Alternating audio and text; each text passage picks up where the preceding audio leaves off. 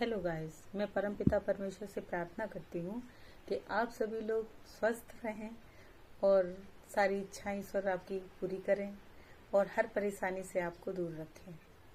हे चलिए, तो आज की मेरी रीडिंग है कि लाइफ में आप सक्सेस क्यों नहीं हो रहे हैं। ऐसा कौन सा कारण है जिसकी वजह से आप अपनी लाइफ में सक्सेस नहीं हैं। कोई काम नहीं बनता आपका।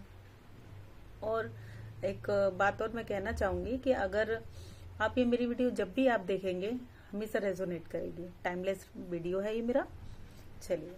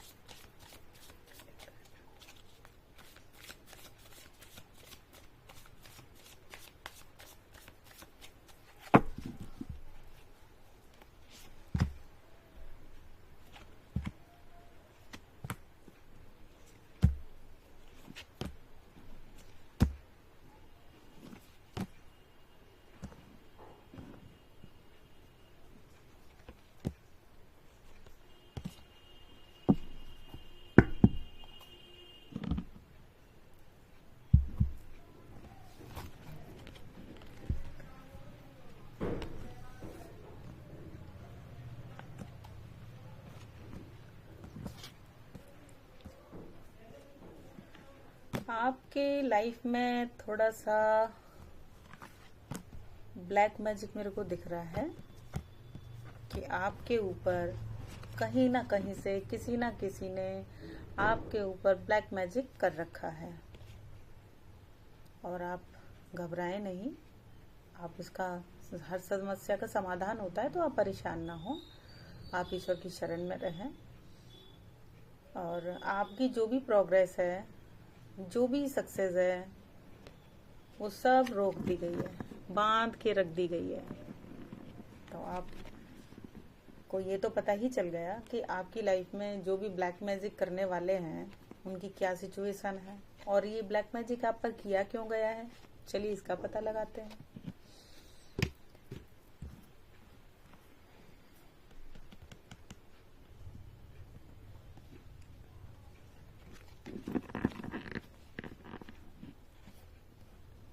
कहीं ना कहीं लोग बाग आपकी सक्सेस देख के जलते हैं, क्योंकि आपने अपनी मेहनत से बहुत कुछ किया था और जिसको देख के लोगों को बहुत ज्यादा ईर्ष्या हो गई। और वो ये देख, क्योंकि आप एक मेहनती इंसान हैं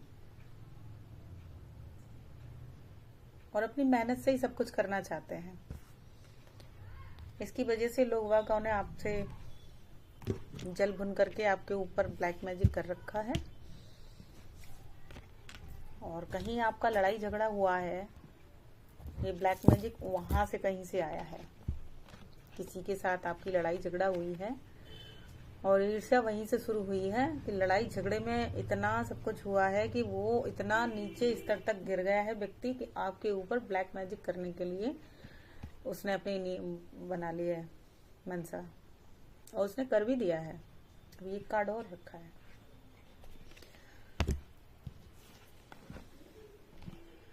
और इसका थोड़ा सा रीजन मैं ये देख रही हूँ कार्ड्स के अंदर कि कहीं ना कहीं आपसे भी गलती हुई है। आप बहुत ज्यादा सेल्फिश हो गए, सारे लोगों का आपने साथ छोड़ दिया और कुछ भी अचीवमेंट हुआ आप अकेले निकल गए सबको पीछे छोड़ के। तो आपको सबका साथ देना चाहिए था और जो भी सक्सेस थी या कुछ भी थी थोड़ा सा मिलकर प्रेम से एक दूसरे के साथ थोड़ा सा सेलिब्रेट करना चाहिए था उसको, खुशियों को। लेकिन आपने कहीं ना कहीं थोड़ा बहुत उसके साथ अपने मन के अंदर ईर्ष्या, मतलब छल कपट वाला भाव आप लेके आए हैं और सारी चीज को आपने कोशिश की है कि कहीं ना कहीं मैं ही मालिक बन जाऊं, मैं ही सारी चीजें ले लूं। इसकी वजह से ये समस्याएं हुई है कि वो व्यक्ति आपसे इतना चिढ़ गया है कि उसने आपको बिल्कुल रास्ते पे लाने के लिए ब्लैक मैजिक वगैरह की स्थिति बना के रख दी है आपकी लाइफ में। हालांकि आपकी जो डिजायर है वो पूरी तो होगी, सब कुछ है आपकी लाइफ में, सब कुछ, लेकिन भ्रम से निकलने के बाद और एक अपनी अपने मन के अंदर जो भी आपने गलत फहमी पाल रखी है ना, और जो भी गंदे भाव विचार हैं, जैसे छल कपट झूठ मक्कारी टाइप, इन सारी बुरी चीजों को आप अपने अंदर से निकाल दीजिए। और जब आप ये सारी चीजें निकाल देंगे, और मैं तो यही कहूंगी कि आप ईश्वर की शरण में जाएं। वो अपने सारे बच्चों से प्रेम करते हैं, चाहे वो अच्छा व्यवहार करे चाहे बुरा, लेकिन उनको तो सभी से प्रेम करना होता है और वो करते हैं, बराबर सबको समझते हैं वो। तो जो भी आपने किया है उसके लिए क्षमा मांगे और ईश्वर की शरण में जाए। मैं तो कहूंगी कि जिससे आपने झगड़ा किया है उसको भी सॉरी बोल दे, क्योंकि सॉरी बोलने में कोई इंसान छोटा नहीं होता है। और अपना व्यवहार थोड़ा सा एक फेथफुल रखिए आप, तो चीज बहुत अच्छी हो जाएंगी लाइफ में आपकी, क्योंकि ईश्वर भी आप मना लोगे ईश्वर को भी, और जब ईश्वर खुश हो जाएंगे तो जाहिर सी बात है कि धीरे धीरे सारी चीजें हो जाएंगी अच्छी। लेकिन कहीं ना कहीं जिसका दिल आपने दुखाया है ना, तो वहां आपको माफी मांगने की जरूरत है, क्योंकि जिससे आपने बैर रखा है, तो जिसकी मन से आपके लिए गलत भाव निकले हैं, तो अगर हो सके तो आप वहां सॉरी फील करें और सॉरी बोलें भी, और ईश्वर के पास भी जाकर के सॉरी बोल सकते हैं। और उस पर्सन से बोलेंगे तो ज्यादा अच्छा रिजल्ट आएगा जल्दी।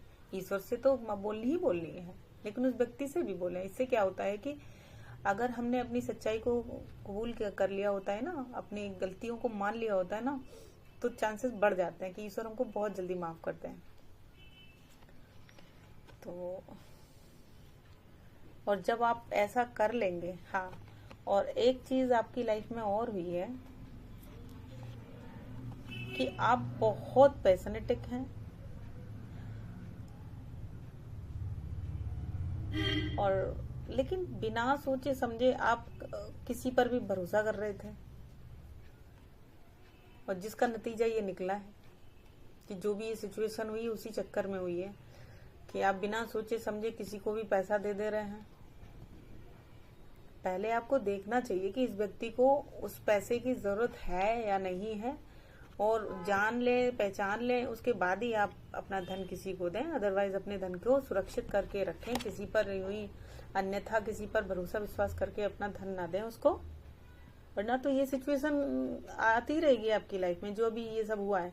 क्योंकि आप अपना धन देते रहेंगे और वो व्यक्ति लेता रहेगा और आपको फिर बुरा लगेगा, तो आप ये फिर कहेंगे कि मैं छुपा के रखूं या कुछ करूं, तो फिर उसका मन में भाव आएगा, तो फिर से वो कुछ ना कुछ करने लग जाएगा, बुरा करने लगेगा।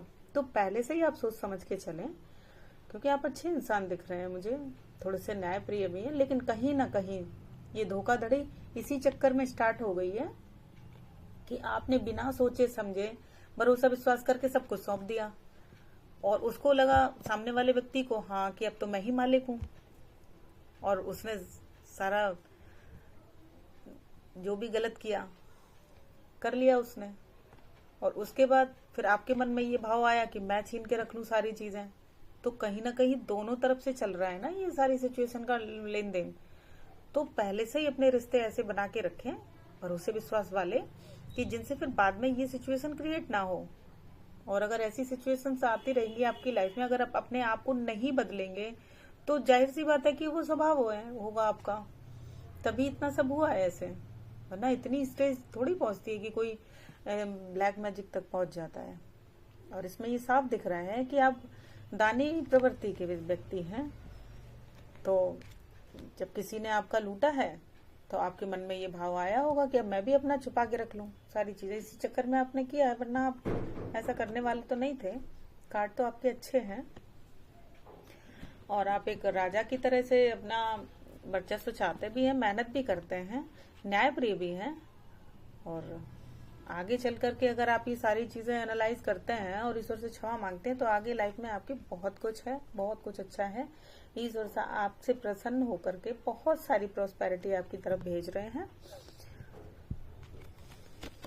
बहुत अच्छी लाइफ आने वाली है आपकी अपॉर्चुनिटी। और जो भी फैमिली में इश्यूज हुए हैं वो सारे सॉल्व होकर के सारी फैमिली के साथ आप रहने वाले हैं। सेलिब्रेशन आने वाला है, घर, संपत्ति, बच्चे, बीबी, सब घूमना फिरना, सारी अपॉर्चुनिटी आने वाली है आपकी लाइफ में। तो आप कोशिश करें, ये क्षमा मांगने में कोई छोटा नहीं हो जाता है। सॉरी बोलें और ईश्वर के यहाँ पर जाकर के तो बोले ही बोले, फिर से आप वापस अपनी ग्रोथ पालेंगे। जो भी कुछ हुआ था उसको भूल जाएं, माफ कर दें। फॉरगिव के सिचुएशन में आपको आना पड़ेगा तो ज्यादा सही रहेगा, और जितना जल्दी आप समझ जाएंगे इस रीडिंग को उतना अच्छा है। और ये रीडिंग आपको मिली भी इसीलिए है क्योंकि आपकी लाइफ में ईश्वर चाहते हैं कि बदलाव आए, इसलिए ये रीडिंग मिलेगी आपको। तो आप इस पे ध्यान जरूर दीजिएगा कि क्षमा मांगे, और जिससे भी आपने जो कुछ भी किया है, जिसके साथ भी गुस्से में आके, या मतलब दूसरा हमको लूट रहा है तो हम भी उसको लूटना चालू कर दें, ये फॉल्ट हो गया है आपसे। तो आप इस चीज को देखें। और जो भी ब्लैक एनर्जी का सिचुएशन चल रहा है ना, उसके लिए तो आपको रेमेडीज ले लेनी चाहिए तो ज्यादा सही रहेगा। और हनुमान बाबा के मंदिर जाकर के